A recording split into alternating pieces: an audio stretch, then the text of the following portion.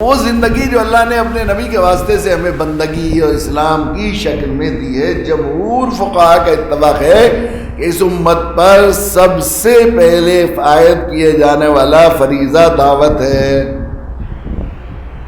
جب تک نماز فرض نہیں ہوئی تھی تو کیا تھا، سب دعوت ہی کرتے تھے۔ حضرت ابوبکر صدیق کیا کرتے تھے، حضرت خدیجہ کیا کرتی تھی، سب جو ہے وہ دعوتی کا کام کرتے تھے۔ تو دعوت پہلا فرض ہے، پہلا فرض، سب سے پہلا فرض۔ اور وہ ہمارے حضرت مولانا جو ہے مفتی سعید صاحب پالن پوری حدیث جبرائیل کا بیان فرماتے ہیں جب بھی، اور بار بار اپنی تقریروں میں یہ بات فرماتے ہیں کہ ارکان اسلام کی بنیاد 5 ستونوں پر، اللہ کے نبی صلی اللہ علیہ وسلم فرمائے نا 5 ارکان ہیں، 5 چیزوں پر اسلام کی بنیاد۔ تو پہلا رکن جو ہے شہادت لا الہ الا اللہ محمد رسول اللہ، اشہد ان لا الہ الا اللہ و اشہد ان محمد رسول اللہ۔ وہ یہ فرماتے ہیں کہ یہ پہلا رکن جو ہے یہ ہے غیر ایمان والوں میں ایمان کی دعوت۔ یہ ایمان لانا نہیں، ایمان کا الگ ذکر کیا گیا ہے۔ حضرت جبرائیل علیہ السلام نے سوال کیے تھے ایمان کیا ہے، تو اللہ کے نبی نے فرمایا کہ ایمان یہ لانا اللہ پر، اس کے مرنے کے بعد زندہ ہونے پر اور تقدیر پر، یہ ایمان ہے، ایمان چلا گیا۔ اب آپ نے پوچھا مل اسلام کیا ہے، آپ نے 5 چیزیں بتائی، جس میں پہلی کہ شہادت لا الہ الا اللہ محمد الرسول اللہ، گواہی دینا۔ حضرت فرماتے ہیں کہ گواہی دی جاتی ہے منکرین کے سامنے، انکار کرنے والوں کے سامنے گواہی کی ضرورت پیش آتی ہے، جو اقرار کرنے والے ہیں ان کے سامنے گواہی کی ضرورت نہیں آتی۔ اور مثال دیتے ہیں کہ میرے 10 روپے آپ پر ہیں، میں کہوں کہ بھیا 10 روپے دے دو، مولانا صاحب 1 دن کی مہلت دے دیے، کل کو آپ کے 10 روپے پکے میں پہنچا دوں، تو گواہی کی ضرورت پیش نہیں آئے گی۔ گواہی کی ضرورت جب پیش آئے گی کہ میں نے کہا کہ آپ پر 10 روپے ہیں، کس کے سامنے دیے ہیں، واہ، تو اب گواہوں کی ضرورت پیش۔ تو یہ 100% اس اللہ کے نبی صلی اللہ علیہ وسلم کی حیات، سیرت اور دین کے نزول کی ترتیب بھی ہمیں بتاتی ہے کہ نماز سے پہلے دعوت فرض، یہ سب سے پہلا فریضہ ہے۔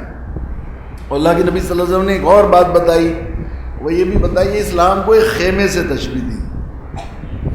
یہ خیمہ جو ہوتا ہے اس کے ارکان بانس ہوتے ہیں نا، خیمہ لگتا ہے، تو یہ بیچ والا رکن ہے شہادت لا الہ الا اللہ محمد الرسول اللہ، مرکزی شخص جو ہے۔ اور یہ نماز، روزہ، حج، زکوٰۃ، یہ 4 باہر والے ستون ہیں۔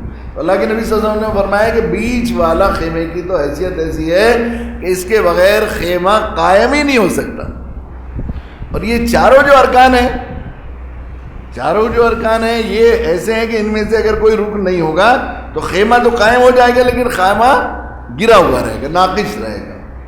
تو اس سے معلوم ہوا کہ وہ جو دین اللہ کے نبی صلی اللہ علیہ وسلم لے کر آئے، جو ہمیں سکھایا گیا نبی کے ذریعے، اللہ کا پسندیدہ دین، اس میں دعوت کو اولیت اور دعوت کو مرکزیت حاصل ہے، بنیاد ہے اور مقصدیت۔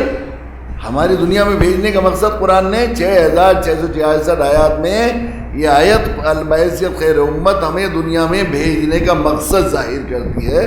کنتم خیر امت اخرجت للناس تامرون بالمعروف وتنہون عن المنکر، تم بہترین امت ہو، سردار امت ہو، تم سب سے اچھے ہو کہ تمہیں انسانوں کی نفع رسانی اور خیر خواہی کے لیے نکالا گیا۔ الناس جب قرآن مجید میں لایا جاتا ہے تو خصوصیت سے وہ طبقہ مراد ہوتا ہے جو غیر ایمان والے ہیں، الناس، ان کے لیے بھیجا گیا ہے تمہیں۔ تامرون بالمعروف وتنہون عن المنکر، تم لوگوں کو بھلائی کا حکم دیتے ہو، لوگوں کو برائی سے روکتے ہو، لوگوں کو بھلائی کا حکم دیتے ہو، لوگوں کو۔ حضرت علامہ طبری نے حضرت عبداللہ ابن عباس، حضرت ابو ہریرہ رضی اللہ تعالیٰ عنہ اجمعین کی 2 روایتیں اس آیت شریفہ کی تفسیر میں نقل کی ہیں کہ تم لوگوں کو ایمان کا حکم دیتے ہو، لوگوں کو کفر و شرک سے روکتے ہو۔ خیر القرون کے مشہور ترین مفسر حضرت عبداللہ ابن عباس صحابی رسول رضی اللہ تعالیٰ عنہ اجمعین یہ بات ارشاد فرماتے ہیں کہ ایمان کی تفسیر ایک ملتی ہے اس آیت شریفہ کی تفسیر میں کہ ایمان والوں کو ان کے ماں کے پیٹوں سے دائی بنا کر نکالا گیا۔ اللہ نے دائی ہی بنا کے نکالا ہے ہمیں۔ جس طرح ہمیں دنیا میں وجود بخشا گیا ہے دعوت کے لیے، ہماری زندگی کا مقصد یہ ہے، ہماری اس لیے حضرت تھانوی نور اللہ وبرکاتہ نے لکھا ہے کہ مومن کی حیثیت سرکاری افسر کی ہے۔ ایک تو اس کی دوہری ذمہ داریاں ہوتی ہیں، ایک ذمہ داری عام شہری ذمہ داری ہے کہ وہ قانون کی پابندی کرے، کسی کا گلا نہ کاٹے، چوری نہ کرے، اسمیک نہ بیچے، رشوت نہ لے، یہ نا، کسی کو ظلم نہ کرے، کسی کے گھر میں آگ نہ لگائے، کسی کے چوری نہ کرے، یہ اس کی اپنی ذمہ کرنی کرے، یہ تو اس کی عام شہری، لیکن اس کی منصبی ذمہ داری ہے بحیثیت ایس پی، بحیثیت ڈی ایم، بس کوئی بھی سرکاری افسر ہے اس کے عہدے کے لحاظ سے اس کی منصبی ذمہ داری ہے کہ وہ پورے حلقہ اثر کے لوگوں کو قانون کی پابندی کرائے۔ اب اگر کوئی ایس پی یا کوئی ڈی ایم یہ کرنے لگے کہ مجھے تو اس سے کوئی مطلب نہیں ہے، کہ میں تو کوئی قانون کی خلاف ورزی نہیں کروں گا، میں چوری نہیں کروں گا، میں ڈاکہ نہیں ڈالوں گا، میں کسی کو ستاؤں گا نہیں، کسی کا گھر نہیں جلاؤں گا، کوئی قتل نہیں کروں گا، مگر مجھے اس سے کوئی مطلب سروکار نہیں ہے کہ ضلع میں کیا ہو رہا ہے،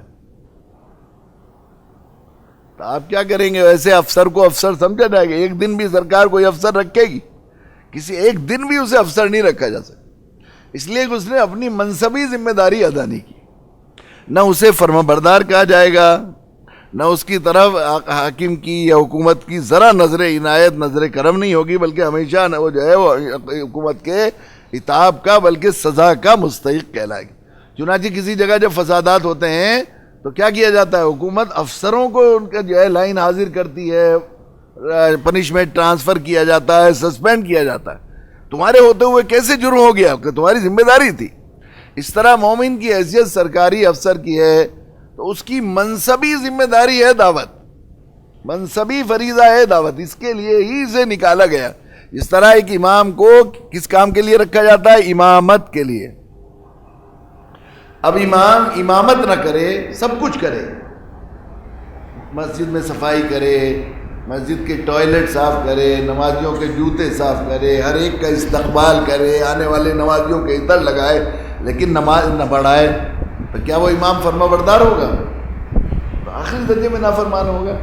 ایک ڈرائیور کو رکھا ہے ڈرائیونگ کے لیے، اس کا منصبی ذمہ داری ہے ڈرائیونگ، اب وہ سب کچھ کرے، مالک کی خدمت کرے، اس کے بچوں کے پاؤں میں تیل لگائے، گھر میں صفائی کرے، لوگوں سے مالک کی تعریف کرے، لیکن ڈرائیونگ نہ کرے۔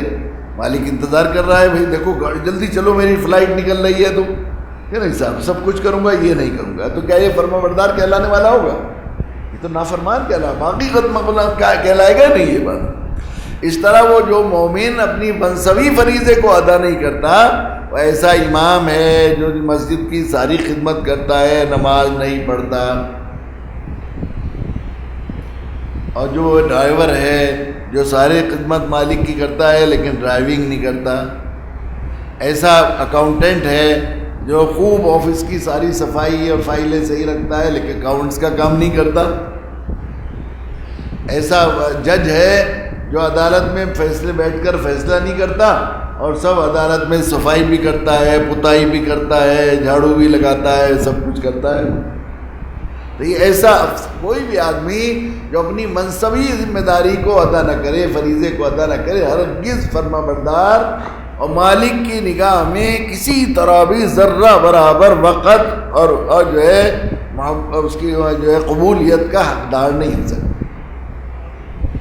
اس طرح جو مسلمان ساری عبادت کرے، نماز بہت اچھی پڑھے، روزہ بہت اچھا سے رکھے، تلاوت بہت اچھی کرے، نفلی عبادتیں بہت اچھی کرے، لیکن دعوت کو جس طرح اللہ تعالیٰ اپنے نبی جناب رسول اللہ صلی اللہ علیہ وسلم کو آئیڈیل رول ماڈل کے طور پر دعوت کی جو شدھ بدھ اللہ تعالیٰ نے دی ہے جس طرح پر، اس طرح دعوت کا کام نہیں کرتا، تو وہ شخص جو ہے وہ بالکل اس امام کی طرح ہے جو امامت نہیں کرتا، سب کچھ کرتا ہے۔ وہ ایسے سرکاری افسر کی طرح ہے جو اپنے حلقہ اثر میں نہیں علاقے کے حالات کو نہیں دیکھتا اور خود اپنے ذات سے جو ہے وہ قانون کی پابندی کرتا ہے۔